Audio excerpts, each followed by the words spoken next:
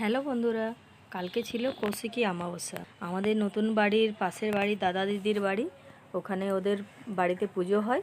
আমাদের নিমন্ত্রণ ছিল। এই যে আমি ফল বানাচ্ছি। ফল বানানোর পর পুজো শুরু হবে।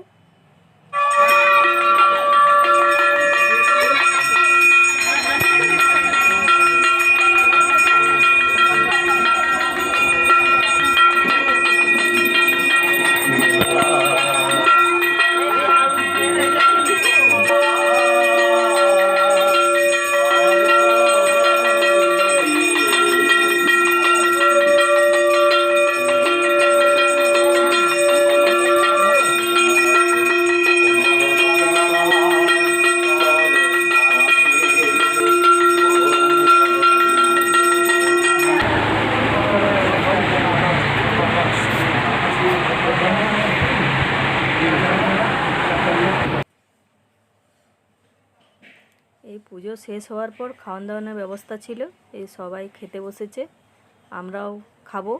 খেয়ে পরে বাড়ি ফিরবো।